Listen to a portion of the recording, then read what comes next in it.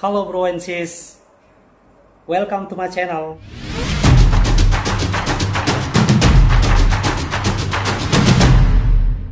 Bro and sis, terima kasih ya yang sudah subscribe channel saya. Dan yang belum, ayo dong subscribe dan aktifkan tombol loncengnya agar saya tambah semangat untuk terus berkarya. Telkom Jaya, Petrotel sejahtera, Tangsel rumah kita. Alhamdulillahirabbil alamin. Marilah kita panjatkan puji syukur kehadirat Allah Subhanahu wa taala yang telah melimpahkan rahmat, taufik dan hidayah kepada kita semua, sehingga pada pagi hari ini kita dapat bertemu kembali secara offline tatap muka dalam kajian kitab di gedung STO Telkom Mencong Ciledug. Selanjutnya, marilah kita dengarkan pembacaan ayat suci Al-Quran Surat Tuhan ayat 124 sampai 126 dengan Qori Bapak Zawawi dan Sari Tilawah Ibu Muhani. Kepada beliau kami persilakan.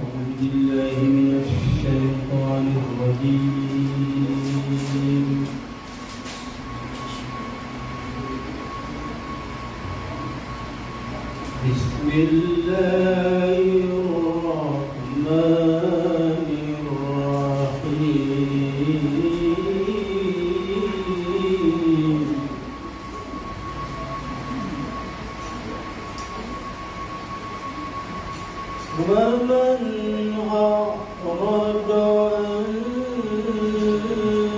ذكري فإن له معيشة ضنكا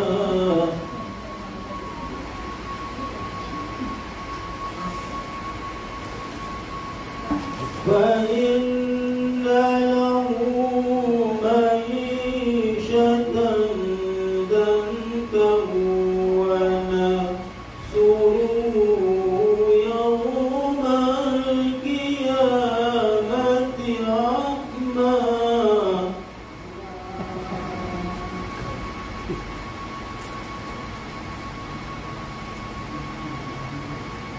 قال رب لما حشرتني أعمى وقد كنت بصيرا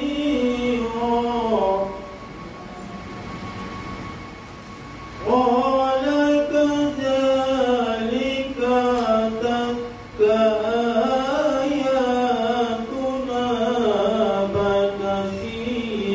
فنسيتها وكذلك اليوم تنسى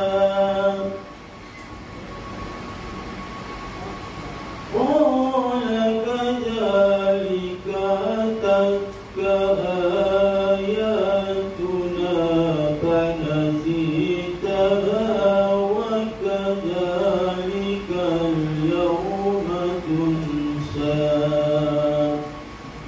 صدق الله العظيم. Aku berlindung kepada Allah dari godaan setan yang terkutuk. Dengan nama Allah yang Maha Pengasih lagi Maha Penyayang. Siapa yang berpaling dari peringatanku, maka sesungguhnya baginya kehidupan yang sempit. Kami akan mengumpulkannya pada hari kiamat dalam keadaan buta. Dia berkata, "Ya Tuhanku, mengapa Engkau mengumpulkan aku dalam keadaan buta, padahal sungguh dahulu aku dapat melihat?" Dia Allah berfirman, "Memang seperti itulah balasanmu. Dahulu telah datang kepadamu ayat-ayat Kami, lalu engkau mengabaikannya. Begitu pula pada hari ini engkau diabaikan. Maha benar Allah dengan segala firman-Nya. Assalamualaikum warahmatullahi wabarakatuh. Assalamualaikum warahmatullahi wabarakatuh. Sebagai manusia, tujuan hidup kan mati masuk surga.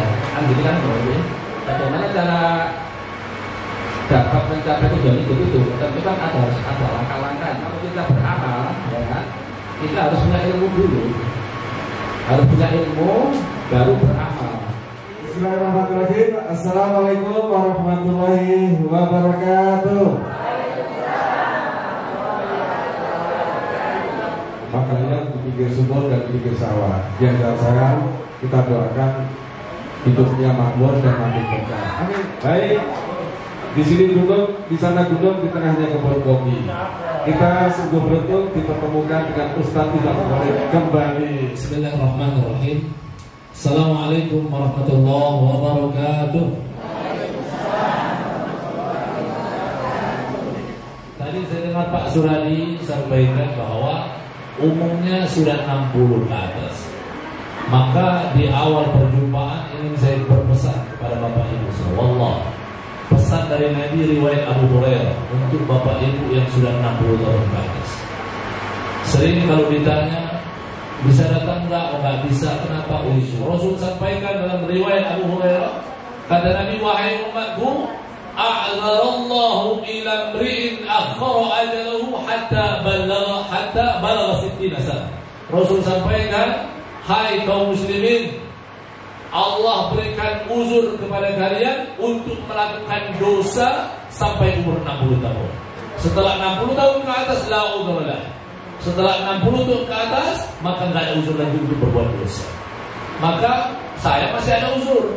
Di balik yang dapat uzur itu orang yang di bawah 60. Yang 60 ke atas nggak ada uzur. Maka nanti jangan protes. Kan manusia setelah diwafatkan Allah itu protes.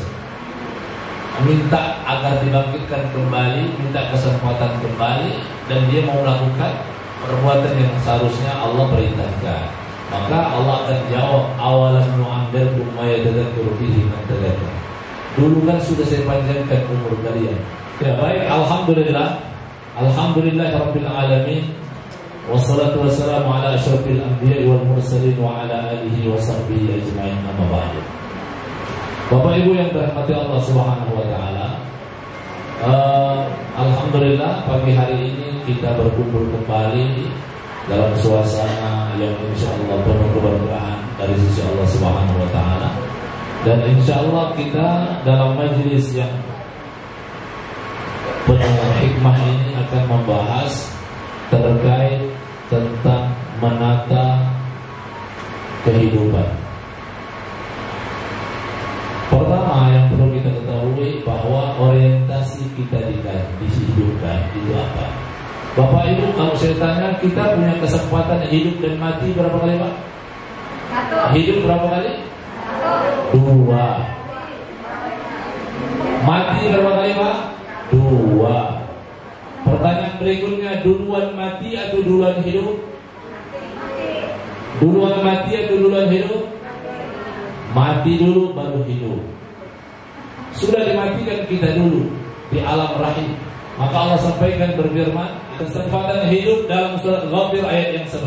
Allah berfirman, amattana snatayn wa ahyaitana snatayn. Allah bilang, aku mematikan kalian 2 kali dan aku menghidupkan kalian 2 kali. Kapan dimatikan pertama? Sebelum 4 bulan dalam kandungan. Ruh belum ditiupkan oleh malaikat. Maka ketika itu kita pada fase kematian. Ya, makanya bahasa Allah, kaifa tadkuruna wa antum wa kuntum amwatan. Bagaimana kalian bisa ingkar akan nikmat Allah padahal dulu kalian mati. Kemudian kami hidupkan. Hari ini kita hidup. Kita berapa terminal Pak dalam kehidupan? Kita punya 12 terminal. Ini terminal keberapa? Setelah alam ruh, alam rahim, alam dunia, baru terminal ketiga. Masih punya 9 terminal lagi.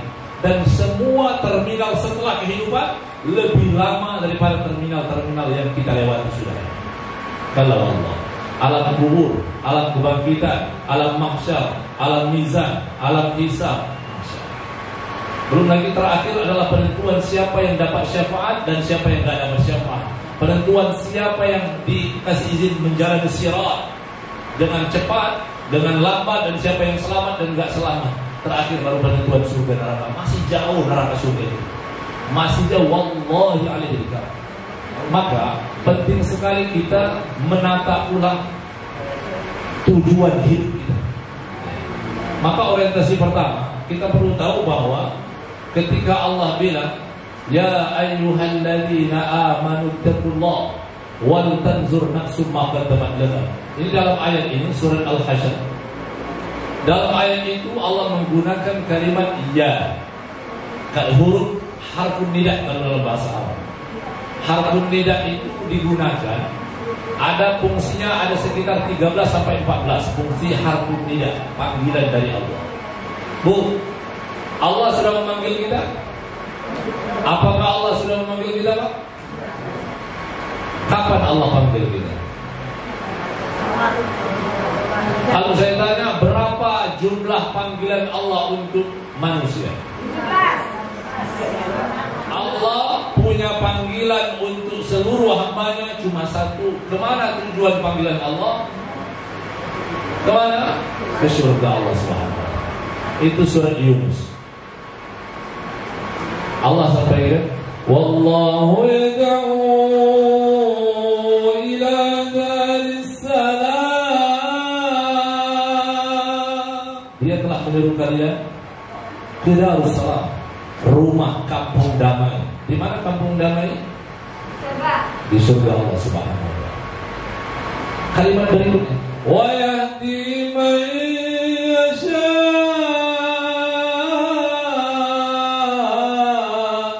ila siratin mustaqim. Ini kalimat yang menggugah hati kita, bahwa ketika Allah bilang Allah itu sudah menyuruh kalian kemana? Ke surga. Sudah Allah panggil kita, Bu? Sudah. Apa kita sudah memenuhi panggilan Allah? Ibu-ibu sudah memenuhi panggilan Allah? Sudah. Bapak-bapak sudah memenuhi panggilan Allah? Sudah. Mana buktinya? Bapak ibu bisa hadir di sini. Iya. Bapak ibu ketika hayya 'alas shalah datang menunaikan salat itu sedang memenuhi panggilan Allah ke surga. Dan saya percaya bapak ibu bangun subuhnya. Ketika hayya 'alas shalah, kebetulan kalau subuh ada azan, as-salatu khairum minan naum. Ya. Ada yang sudah dengar salat bangun, tapi karena ujungnya naum kepanjangan, jadi yang sudah buka selimut ditarik lagi selimut. Ya. Salat itu lebih baik dari tidur. Tidurnya lebih panjang azan. Jadi akhirnya sudah mau berangkat ditarik lagi. Maka banyak yang datang ke masjid, tapi lebih banyak yang tidak datang ke masjid. Banyak yang sholat subuh, tapi lebih banyak yang tidak sholat subuh. Siapa yang sholat subuh? Yahdi man yasha. Mereka yang diberikan kehendak dapat petunjuk dari sisi Allah Subhanahu wa taala. Bapak Ibu yang dirahmati Allah Subhanahu wa taala. Maka dalam kesempatan ini kita tahu ini ayat yang terkenal, wa ma khalaqtul jinna wal insa illa liya'budun. Ketika Allah sampaikan ya ayyuhalladzina amanu taqullaha, hai orang-orang yang beriman, bertakwalah. Ini yang Allah panggil orang beriman yang taat, yang maksiat atau yang bagaimana, Pak? Takwa. Yang Allah panggil semua orang yang beriman, yang maksiat, yang taat, yang kadang maksiat, kadang taat. Karena Allah menggunakan diksi ya ayyuha. Kalau dalam bahasa Arabnya itu pakai harfun nida, nidaul ba'id, nidaul qarib, nidaul qasid. Yang Allah panggil yang jauh, yang dekat, yang sedang. Semua Allah panggil, yang kecil, yang tua, yang muda, yang umur 60, 35, saya 35 tahun. Mungkin seumur dengan cucu atau anak-anak Bapak. Ya. Maka hari ini saya bukan sedang menasihati orang tua saya, tapi saya sedang berbicara menyampaikan apa yang pernah saya pelajari. Ya. Maka Bapak Ibu yang dirahmati Allah Subhanahu wa taala, ketika Allah bilang ayat ini dibaca, Pak. Ketika Nabi dalam majlis di Masjid Nabawi, tiba-tiba datang segerombolan sahabat Nabi dengan onta merahnya, dengan pakaian baju besinya. Ini pakaian-pakaian mahal, konglomerat pada zaman itu. Abdurrahman bin Auf dan lain sebagainya. Kemudian Nabi mengucapkan, ya ayyuhalladzina amanu taqullaha wal tanzur nafsum ma qaddamat. Orang-orang yang beriman, bertakwalah kepada Allah. Wal tanzur nafsum ma qaddamat lighad. Wal tanzur nafsum ma qaddamat lighad. Kata Allah, perhatikanlah apa yang sudah kalian perbuat seandainya besok itu terjadi. Kenapa Allah tidak menggunakan wal tanzur nafsum ma qaddamat liyaumil qiyamah atau wal tanzur nafsum ma qaddamat liyaumil akhirah? Allah tidak menggunakan kalimat perhatikanlah apa yang sudah kalian perbuat seandainya besok datang hari kiamat. Tapi Allah bilang pakai ghadan, besok, tomorrow. Kenapa? Kalau kita di kepala kita kalau kiamat seolah-olah masih lama. Maka Allah bilang perhatikanlah seandainya hari itu datang besok. Apa yang sudah kalian perbuat? Maka semua para pejabat, semua konglomerat yang datang di majelis Nabi, la yarji, tidak pulang mereka ke rumahnya kecuali semua harta yang mereka bawa mereka infakkan di jalan Allah. Kenapa mereka takut? Besok kalau besok kiamat selesai, nggak ada gunanya lagi semua yang saya punya. Masya Allah. Maka mulai mereka menata kehidupannya. Nah, apa orientasi pertama? Orientasi kita ciptakan tidak lain untuk menghambakan diri kepada Allah Subhanahu wa taala. Disampaikan dalam hadis Al-Arba'in Nawawi, hadis yang ke-19 kalau nggak salah, disampaikan seandainya orang-orang terdahulu Nabi Adam maksudnya sampai nanti akhir zaman datang hari kiamat, semua bertakwa dengan ketakwaan yang paling tinggi sama seperti Nabi Muhammad, semua Nabi Muhammad soleh sama seperti Nabi Muhammad, nggak ada dosa. Maka disampaikan mazad dzalika min mulki syai'a. Semua itu tidak mampu menambah kemuliaan dan kekuasaan Allah Subhanahu wa taala. Sebaliknya, seandainya semua seperti Firaun, itu pun naqasa dzalika min mulki syai'a. Enggak bisa mengurangi kekuasaan Allah Subhanahu wa taala. Allah sudah ya'lu bi nafsi. Allah sudah tinggi dengan diri sendiri. Maka ada kalau musim haji sering disampaikan. Ada orang kenapa enggak mau haji belum siap? Padahal belum siap itu enggak mau. Belum siap itu takut kalau nanti pulang haji disuruh jadi imam, disuruh mimpin doa karena sudah haji. Nah ini bermasalah. Padahal orang haji bukan sedang belajar. Ya. Maka kalau pulang haji nggak perlu dipanggil Pak Haji dan nggak usah tersinggung kalau lupa MC-nya nyebut haji. Ya, karena haji itu pengunjung artinya. Kalau sudah balik bukan pengunjung lagi, sudah jadi tuan rumah. Dalam surat Ibrahim tentang syukur. Ayat tentang syukur la in syakartum itu ayat yang ke-7. Ayat yang ke-8-nya kata Allah qala Musa in takfuru antum wa man fil ardi jami'an. Kata Nabi Musa, seandainya kalian enggak ada yang mau bersyukur, semua kufur, semua enggak ada yang beriman, enggak ada yang mau sholat, enggak ada yang mau ngaji, enggak ada yang mau menyembah Allah Subhanahu wa taala, wa man fil ardi jami'an, dan seluruhnya enggak ada yang beriman kepada Allah, kata Allah, fa innallaha laghaniyyun hamid. Allah itu maha kaya. Ghani itu kaya. Tadi kan saya sampaikan bahwa Allah sudah manggil kita, dan apakah kita sudah memenuhinya? Sudah. Tapi yang mampu memenuhi panggilan Allah adalah hanya orang yang dapat petunjuk dari Allah. Itu ciri-cirinya. Pertama kita baca agar selalu dapat hidayah Allah. Baca kalimat ihdinas siratal mustaqim. Nah, di benak kepala kita Pak, bahwa yang butuh petunjuk Allah Subhanahu wa taala itu seolah-olah orang non-muslim saja. Oh dapat hidayah. Kita sudah berislam seolah-olah nggak butuh hidayah Allah Subhanahu wa taala. Kalau saya sampaikan semua manusia butuh hidayah Allah Subhanahu wa taala. Ini buktinya. Kalimat ihdinas siratal mustaqim kalau Bapak Ibu baca tafsir Asy-Sya'rawi, ini sama seperti pertama hidayah itu dibagi menjadi 3. Hidayatul wijdan, hidayatul dalalah, dan hidayatul ma'unah. 3 macam petunjuk Allah Subhanahu wa taala. Hidayatul dalalah, beliau berikan analogi begini Pak. Allah sudah turunkan petunjuk itu. Yang pertama, sama seperti kita sedang berdiri di lapangan bola, di atasnya nggak ada atap. Kemudian Allah turunkan hujan selebat-lebatnya. Pertanyaan saya, ada yang nggak basah? Semua pasti basah. Setelah dicek satu persatu ternyata ada yang nggak basah. Siapa mereka? Ternyata di antara yang kumpul di lapangan ada yang pakai payung, ada yang pakai mantel. Siapa mereka? Mereka yang hari ini ketika Allah panggil hayya 'alas shalah, ayo sholat. Tanya mereka yang nggak sholat itu, tahu nggak hukum wajibnya sholat? Umumnya tahu. Tanya sama anak-anak ibu atau siapapun perempuan di luar sana yang tidak menutup auratnya, tahu mereka menutup aurat itu wajib? Tahu, belum siap, nanti saja. Padahal mereka sudah tahu. Petunjuk Allah sudah Allah berikan sejak kita dalam kandungan. Allah sudah berikan petunjuk. Maka tumbuh dewasa, maka ada anak pendeta jadi ustaz, ada ustaz jadi pendeta. Ya, nah, makanya nggak ada tulis, tidak ada tulis, nggak ada turunan Islam yang menjadi jaminan bahwa dia akan wafat dalam keadaan Islam. Wala tamutunna illa wa antum muslimun. Hari ini kita dapat hidayah, sudah. Kenapa? Hari ini kita datang ke sini mau mendengarkan kalimat-kalimat Allah Subhanahu wa taala. Ini sudah dapat hidayah, apa namanya, Pak? Hidayah dalalah. Kita sudah Allah berikan 30 juz Al-Qur'an diturunkan. Masih nyasar juga. Maka kita butuh hidayatul ma'unah yang ketiga langsung. Hidayatul ma'unah. Hidayatul ma'unah itu adalah hidayah bimbingan. Kata Imam Sya'rawi begini analogi. Saya baca Al-Qur'an, ketika mau mencuri, baca ayat tentang pencuri dilarang. Ketika mau minum khamar, innamal khamru wal maisir wal ansab. Ketika mau berzina, wala taqrabuz zina. Ketika mau berumah tangga, ya ayyuhalladzina amanu qu anfusakum. Ketika mau sholat, ya ayyuhalladzina amanu. Dan segala macam petunjuk yang ada dalam Al-Quran.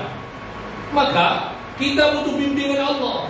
Saya tanya, Pak, jalan tol ada nggak yang lurus? Nggak ada. Semua pasti ada tikungannya, pasti ada miringnya. Kalaupun ada yang lurus, apakah ada jalan yang tidak ada batu kerikilnya? Nggak ada bolongnya, minimal ada bautnya. Maka ini disampaikan, kita butuh ihdinas siratal mustaqim itu. Karena tidak ada jalan yang lurus. Ihdinas siratal mustaqim. Kita baca ayat ini. Allah bilang, ini saya anjurkan baca tahajud. A'udzu billahi minasyaitonir rajim. والذين إذا فعلوا فاحشة أو ظلموا أنفسهم الله أكبر والذين إذا فعلوا فاحشة أو ظلموا أنفسهم Allah bilang mereka yang melakukan dosa-dosa besar, mereka yang sudah menduakan Allah, mereka yang meninggalkan sholat ketika dipanggil, mereka nggak mau haji padahal mampu, mereka punya orang tua disuruh berbakti masih nggak mau berbakti juga, mereka disuruh zakat nggak mau karena perhitungan sayang sama emasnya, karena ibu-ibu tidak lebih sayang sama emas suaminya, lebih sayang sama emas antamnya. Allah bilang, walladzina idza fa'alu fahishatan aw zalamu anfusahum. Mereka telah melakukan perbuatan keji. Apa yang mereka lakukan setelah melakukan perbuatan dosa itu? Zakarullah.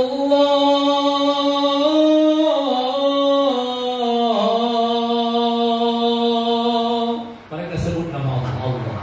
Allah, Allah, Allah, astagfirullah.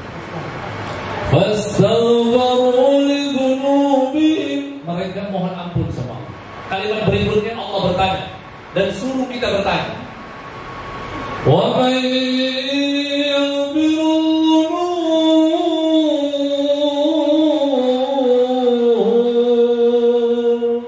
Ketika Ilham membaca ayat itu, Ilham, siapa yang ampuni dosa kamu? Ilham, siapa yang ampuni dosa kamu? Allah yang kasih pertanyaan, padahal Allah juga yang kasih jawab. Illallah.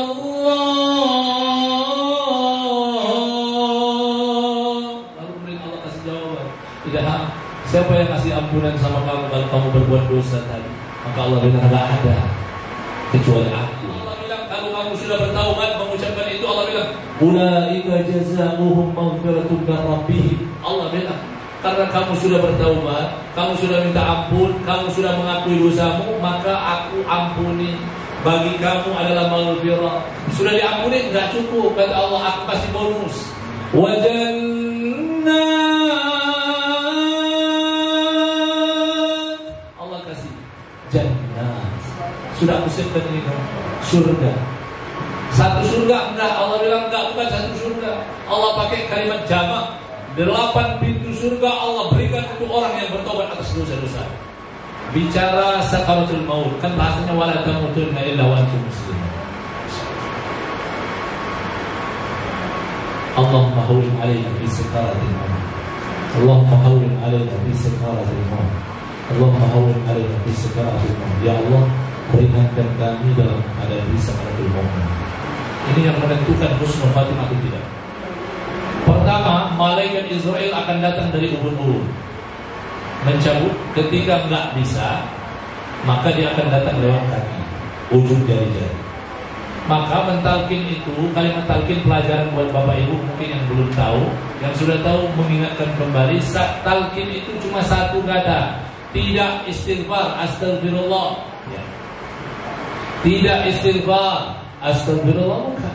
Kalimatnya hanya la ilaha illallah. Berulang kali enggak, sekali doang. Jangan berulang. Kita bukan sedang tahlilan. Masa aja orang sakarat tahlilan la ilaha illallah, la ilaha illallah. Pusing dia sedang menghadapi sakarat yang dahsyat. Bapak Ibu tahu bagaimana sakarat? Kata Abdullah Amr bin As ketika nanya sama Amr bin As, "Ayah, bagaimana rasa sakarat?" Ayahnya udah mau sakarat ini. Kata Amr bin As, "Tahu gak engkau wahai ya bunayya, sakarat maut itu yang aku rasakan saat ini sama seperti pohon yang berduri, durinya besar-besar, kemudian dimasukkan dalam rongga mulut Anda, lalu kemudian setiap durinya ditancapkan semua urat-urat yang ada, semua otak-otak yang ada di dalam rongga leher kita, kemudian dicabut 80 kali berulang kali, dimasukkan lagi, dicabut lagi. Hada sakaratul maut." Maka Bapak Ibu yang dirahmati Allah Subhanahu wa taala, oleh karena itu mulai hari ini yang paling penting orientasi penciptaan dan hidup kita adalah beribadah kepada Allah Subhanahu wa taala. Allah sudah memanggil kemana? Ke surga. Kita sudah memenuhi? Sudah. Nah, bagaimana kita konsistensi dengan apa yang sudah kita lakukan hari ini? Bapak Ibu, muka-muka orang-orang baik dan mudah-mudahan bisa istiqomah. Dan tidak ada orang yang bisa istiqomah kecuali dengan petunjuk Allah. Maka kita baca 17 kali sehari, ihdinas siratal mustaqim. Surat An-Nisa ayat 69. Allah bilang mayyuti'illah wa rasulahu fa ulaika ma'al ladzina an'ama Allahu 'alaihim. Siapa yang taat dengan Allah dan Rasulnya, mereka itulah yang diberikan kenikmatan kepada mereka.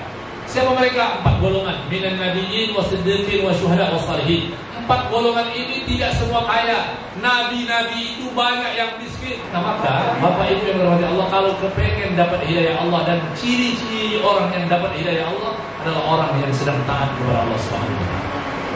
Dan itulah nikmat terbesar. Oke, bro and sis, thanks for watching.